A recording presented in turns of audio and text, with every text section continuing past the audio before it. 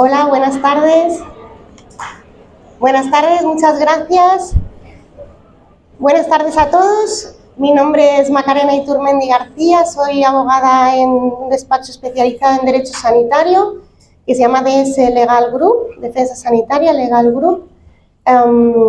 Soy máster en Derecho Sanitario y llevo aproximadamente unos 17 años dedicada a la defensa del profesional sanitario, tanto de médicos, hospitales como enfermería, odontología, etc.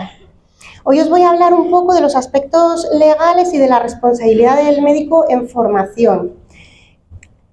A ver, las diapositivas, ¿las veis bien? ¿Sí? Bien. Bueno,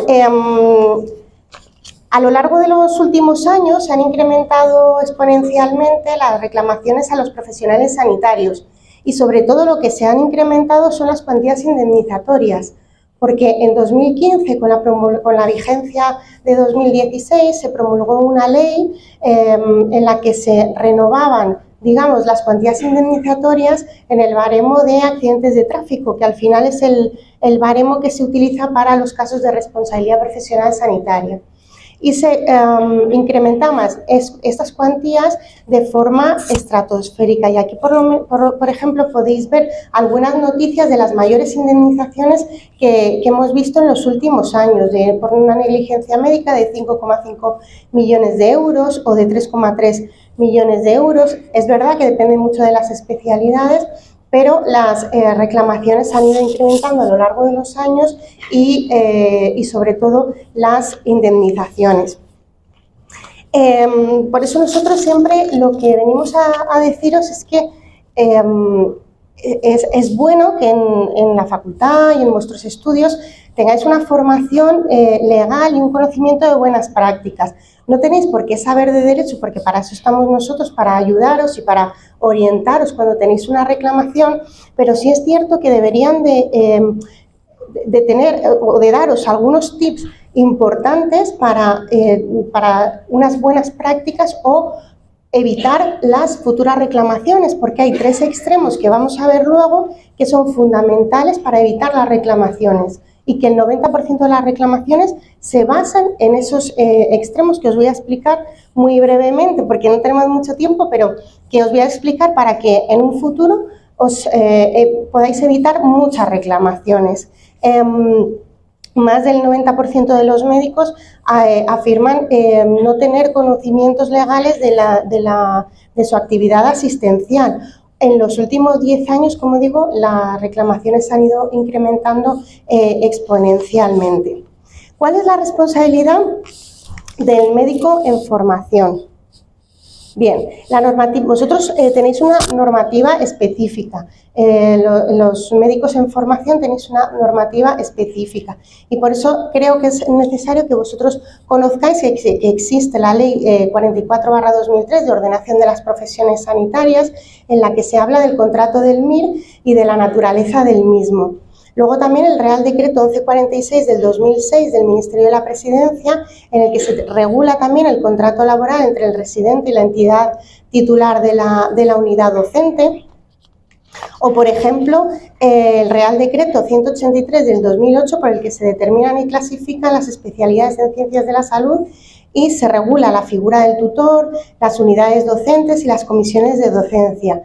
Y se fija una asunción de responsabilidad del MIR a la vez que el nivel de supervisión desciende por parte del adjunto. Como derechos del MIR, que viene reflejada en esta legislación que os estoy comentando y que sí que es bueno que la conozcáis porque estáis regulados en nuestra legislación, los derechos del MIR, pues por ejemplo, a conocer el programa de formación de la especialidad a cuyo título se aspira, a la designación de un tutor que le asistirá durante el desarrollo de sus actividades, a recibir una práctica profesional tutelada, una formación teórico-práctica y asimismo a conocer, a ejercer su profesión y desarrollar las actividades propias de la especialidad. También a conocer la plantilla si están presentes en la unidad en que el residente está prestando sus servicios y a consultarles y a pedir su apoyo. Y como derechos también tenéis una serie de deberes. Por ejemplo, a realizar, tenéis la obligación de realizar todo el programa de formación, a formaros siguiendo las instrucciones del tutor y del personal sanitario, a conocer y cumplir los reglamentos y normas de funcionamiento aplicables a la entidad en la que estéis trabajando, a prestar personalmente los servicios y a realizar las tareas que os sean encomendadas, siempre con la asistencia de un supervisor, y a utilizar racionalmente los medios que están a vuestro alcance, de forma que no se utilicen de forma ilegítima para propio uso o para terceros, una racionalización de los medios. Esta legislación de la que hablamos también establece la responsabilidad progresiva del MIR. Vosotros lo que tenéis son unos niveles de responsabilidad, pero nosotros hemos llevado demandas y denuncias a médicos residentes, es decir, no estáis exentos de que seáis demandados ni de que seáis denunciados, porque aunque vuestra responsabilidad va incrementándose a lo largo de los años, lo cierto es que responsabilidad siempre vais a tener, ¿cierto? Por ejemplo, si empezamos por el nivel 3 de responsabilidad, es una responsabilidad mínima, todavía no prestáis actividad, pero estáis viendo, digamos, y ayudando a vuestro supervisor a la actividad asistencial. En un nivel 2 de responsabilidad ya hay actividad asistencial con una responsabilidad, con una asistencia más directa y permanente por parte de vuestro adjunto, vuestro supervisor. Y por último, un nivel 1 de responsabilidad en el que ya no tenéis la necesidad de tener una supervisión constante ni permanente, pero podéis y tenéis la posibilidad de acudir a vuestro supervisor, a vuestro adjunto en cualquier momento para pedirle consejo o en situaciones especiales. El marco regulatorio básico de la responsabilidad profesional sanitaria son las leyes que se plasman en la diapositiva que estáis viendo. La ley de oro, para mi gusto, es la ley 41/2002, que es la básica reguladora de la autonomía del paciente y la de derechos y obligaciones en materia de documentación e información clínica. Yo creo que si queréis unas nociones básicas de lo que se puede hacer y lo que no se puede hacer, esta ley es en la que podéis encontrar, creo que casi todas vuestras respuestas a vuestras preguntas. Luego tenemos la ley 35/2015, que es el nuevo baremo del que os hablaba, que había incrementado tan exponencialmente las indemnizaciones. Luego está la ley de la ordenación de las profesiones sanitarias o la ley de sociedades profesionales. Pero desde mi punto de vista, la ley, digamos, de oro, o que más os va a ayudar, es una ley muy cortita y muy fácil de leer. No es, porque entiendo que para vosotros el derecho pues tampoco es que sea algo súper divertido, pero la ley 41/2002 es una ley que está muy bien hecha, muy bien redactada, muy facilita y es muy corta. Y os va a ayudar un montón a cualquier pregunta que tengáis, sobre todo en materia de consentimiento informado y de historia clínica, que como vamos a ver ahora son como las piezas angulares o las piezas angulares de la responsabilidad, de las futuras reclamaciones que podáis tener a lo largo de los años. Como tipos de reclamaciones podéis tener reclamaciones extrajudiciales y reclamaciones judiciales. Las reclamaciones extrajudiciales os puede llegar una carta, un burofax de un paciente, os pueden poner una reclamación en consumo o incluso os pueden poner una reclamación ante vuestro colegio de médicos, pues solicitando un expediente o iniciándose un expediente sancionador o por algún tipo de actividad que entiendan que deontológicamente, que es lo que en realidad regula, resuelven los colegios profesionales, es vuestra actividad deontológica, pues sería a través del colegio. Y luego están las reclamaciones judiciales, que está la vía civil, la vía penal y la vía contenciosa administrativa. La vía civil es la vía que se encarga de las demandas en el ámbito de la actividad privada sanitaria. Bien, y en el ámbito civil, lo que llamamos demanda. Cuando hablamos de demandas, de la vía civil, y en la vía civil únicamente lo que se pide es una indemnización. Luego está la vía penal, que la vía penal ya tiene otra enjundia. Aquí se nos está pidiendo una indemnización, pero también se nos está pidiendo cárcel, se nos está pidiendo inhabilitación y multa. Es decir, ya estamos hablando de palabras mayores de la comisión de un delito. Y aquí entra tanto la sanidad privada como la pública. Es decir, la actividad asistencial puede ser en la privada como en la pública.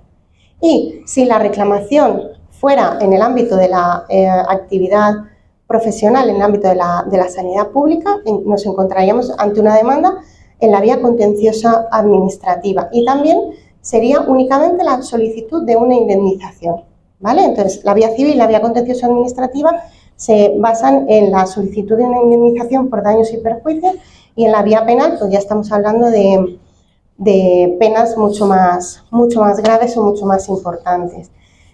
Como la obligación del médico, lo que se dice es que la obligación del médico es una obligación de medios y nunca de resultado. Lo que vosotros tenéis es una obligación de cumplir o de poner a disposición del paciente todos los medios que estén al alcance de la ciencia en ese momento y según la sintomatología del paciente.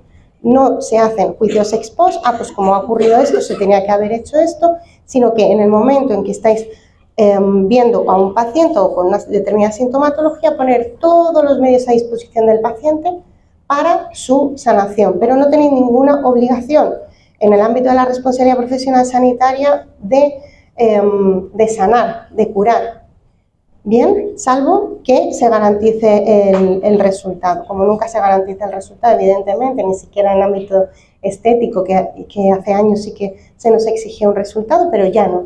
Ya en medicina la obligación del médico es una obligación siempre de medios. Lo que tenéis que poner es todos los medios al alcance del paciente para su sanidad. Como aspectos preventivos de las reclamaciones que os estaba comentando antes, yo lo plasmaría en tres. Primero, la comunicación con el paciente. Segundo, una buena historia clínica. Y tercero, un consentimiento informado reglado. La comunicación con el paciente parece baladí, pero es muy, muy importante. La comunicación con el paciente implica paciencia, implica un lenguaje científico-técnico, pero adaptado a la persona con la que estás hablando. Si estás en un ámbito rural o en un ámbito más humilde, quiere decir que hay que saber con quién se está hablando y lo importante es que el paciente esté informado, que sepa de lo que se le está hablando. Y como riesgos o digamos, obstáculos que tenemos en esta comunicación, pues muchas veces es esto, es ese lenguaje científico que también los abogados pecamos muchas veces de ello cuando nos viene un cliente y le hablamos en jurídico puro y duro y no se entera. Pues eso no está bien porque al final se tiene que saber de lo que tiene que saber su proceso asistencial y tiene que saber las posibilidades que tiene de curación o los riesgos o las complicaciones. El 90% de las reclamaciones vienen por una falta de información del paciente, el 90%. Luego es verdad que también muchas veces hay que tener mucha paciencia porque el paciente ya viene alistado por Dr. Google, en el que ha visto su sintomatología, ya conoce toda la intervención de arriba abajo y demás, y hay que tener paciencia y explicarle lo que siempre se dice, ¿no? Que no hay enfermedades sino enfermos. Entonces la comunicación con el paciente de verdad que evita muchísimas reclamaciones. Luego la elaboración de una buena historia clínica. Hoy en día las historias clínicas básicamente están todas informatizadas, pero aún así es importante recoger muchos datos en la historia clínica. Cierto es que no se tiene por qué escribir lo que no ocurre, que muchas veces nos lo piden en los procedimientos, pero sí lo que ocurre y sí las exploraciones y sí lo que el paciente manifiesta. Y si lo manifiesta, poner que lo manifiesta, no que lo tiene. Es decir, sabemos que vuestro proceso vuestra práctica asistencial es complicada en el día a día porque tenéis mucha carga asistencial y la elaboración de una historia clínica muchas veces es pues ardua y no apetece mucho, pero es importante para evitar cualquier tipo de reclamación, incluso para cuando un compañero coja a este paciente porque se cambie de cupo o lo que sea,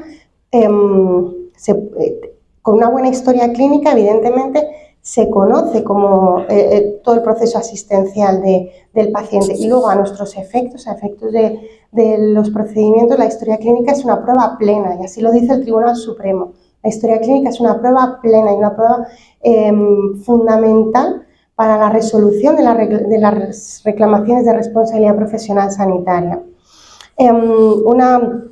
Una historia clínica tiene que ser clara, tiene que ser precisa, tiene que estar completa, tiene que estar disponible y accesible para cualquier equipo de profesional que necesite la asistencia o que requiera la asistencia de este paciente, y se ha de extremar el cuidado, por ejemplo, o recoger en la historia clínica aspectos como se entrega el consentimiento informado. Es bueno plasmarlo.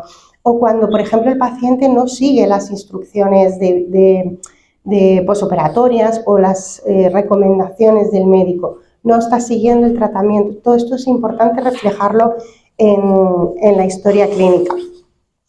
La historia clínica es un documento de carácter privado, confidencial. Para eso tenemos la Ley de Protección de Datos. El acceso no autorizado a la historia clínica se cometería un delito de revelación de secretos. Es decir, si vosotros accedéis a una historia clínica de un paciente que no es vuestro, estáis cometiendo un delito. Esto lo tenéis que tener en cuenta porque últimamente hemos tenido varios casos. Y ya por último, el consentimiento informado. El consentimiento informado es, digamos, el documento clave en un procedimiento de responsabilidad profesional sanitaria. Como os he dicho, el 90% de las reclamaciones son por falta de información, por falta de ese documento de consentimiento informado. Es cierto que últimamente, en los últimos tiempos, tanto pacientes como médicos estamos ya muy acostumbrados a recibir el documento de consentimiento informado y vosotros a darlo, pero ha sido una lucha de casi 15 años de machacar y machacar y machacar al profesional de tienes que dar el consentimiento porque no se daba, porque les daba apuro alertar o crear un miedo al paciente, que era todo lo contrario, porque al final el paciente su principal derecho es estar informado. Este consentimiento informado tiene que ser, no es necesario, por ejemplo, cuando exista un riesgo inmediato en caso de urgencia grave, tiene que estar completo, tiene que contemplar las posibilidades o las alternativas de tratamiento si existieran, tiene que contemplar los riesgos y complicaciones del procedimiento o de la intervención a la que se va a someter al paciente, tiene que estar firmado por paciente y por el médico, puede ser explicado por otro profesional que no sea el que vaya a intervenir y tiene que darse con tiempo suficiente, dependiendo de la comunidad autónoma. Hay comunidades autónomas que establecen un tiempo, pero por ejemplo en Madrid solo se habla de tiempo suficiente, pero nosotros siempre recomendamos que por lo menos 24 horas antes de la intervención se dé el consentimiento informado, porque muchas veces se da en el día de la intervención y bueno, queda un poco regular. Pero el consentimiento informado es fundamental, y un buen consentimiento informado conforme a las notas y a las recomendaciones de las sociedades científicas siempre nos va a ayudar muchísimo en un procedimiento de responsabilidad profesional sanitaria. Los errores frecuentes en el consentimiento informado es pues eso, la entrega en el mismo día de la intervención, la ausencia de la fecha o firma del paciente o del médico, que sea un consentimiento incompleto, o que si el paciente, por ejemplo, tiene unas características especiales, unos riesgos especiales, pues que es diabético, que tiene una cardiopatía, pues reflejarlo, y eso hace que el consentimiento informado no sea un mero formulario que se da en secretaría, sino que se ve que os habéis ocupado de informar al paciente, que al final es lo importante. Y esto sería todo en realidad. Si tenéis alguna cuestión.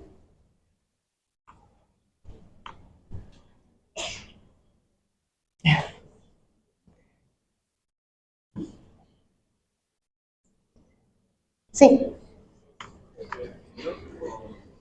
No sé si te da el micrófono. Sí.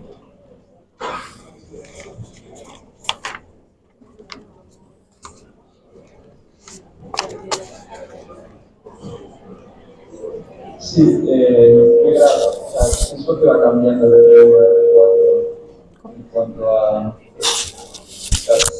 qué se asume que ha de hacer más un R4 que un R1 en cuanto a responsabilidad? En cuanto a responsabilidad, dependiendo de la actuación que se tenga con el paciente, es decir, si ha sido una actuación, por ejemplo, de un R1, de un residente que está empezando y que no ha tenido ninguna actuación más que la de observar a su adjunto, poca responsabilidad va a tener. Pero si ya, por ejemplo, ha tratado al paciente y el adjunto se encontraba en otro o no ha pedido supervisión al adjunto, o sea, de que depende de la actividad asistencial que se haga con el paciente por parte del residente. Y la misma responsabilidad tiene el supervisor.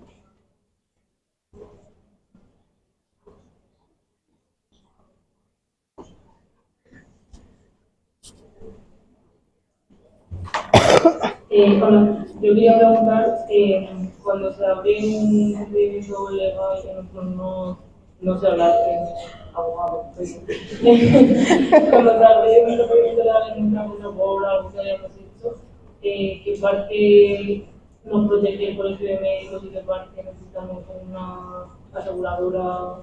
Porque Claro. Pilar nos ha ofrecido el primer año tuve una aseguradora particular gratis y no sé qué parte cubre, dónde actúa esa aseguradora privada. Vosotros cuando llegue aunque ahora lo va a explicar muy bien mi compañero, pero vosotros cuando llegue una reclamación, lo primero que tenéis que hacer es contactar con vuestro seguro, lo primero. Y ese seguro lo que os va a proporcionar un abogado que además va a ser especialista en derecho sanitario, que eso es fundamental para vuestra defensa, ¿vale? Porque no es lo mismo, los abogados nos dedicamos a muchas cosas, pero y la cobertura del seguro es la que os va a cubrir pues tanto los honorarios del abogado, os va a cubrir la posibilidad de una pericial en un futuro, os va a cubrir una posible indemnización, pero todo esto creo que lo va a explicar mi compañero. Pero en cualquier caso, vosotros con un seguro de responsabilidad civil estáis cubiertos, evidentemente. ¿Cómo qué?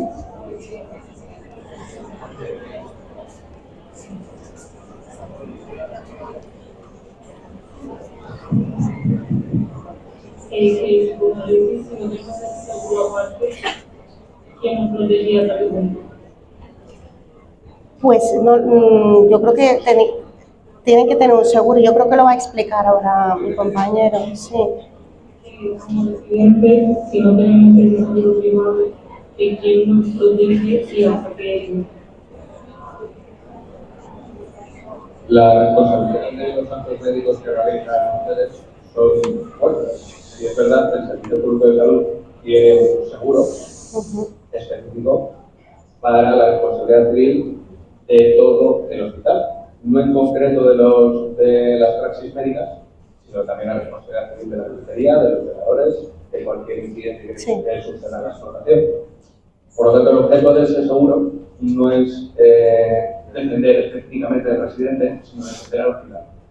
Partimos de la base que los seguros están hechos para pagar, pero en un momento que hay un conflicto de intereses entre tú y un adjunto o el propio hospital, ese seguro no va a velar por tus intereses, va a velar por los intereses del hospital, que es el tomador del seguro. No sé si con esto te respondo la pregunta. Por eso es recomendable siempre tener un seguro de responsabilidad. Como lo vais a tener que tener toda la vida, pues si lo tenéis desde el principio, desde la época de la residencia, mucho mejor. Porque al final lo vais a necesitar. Sí. Bueno, yo creo que la última pregunta y ya doy paso a mi compañero.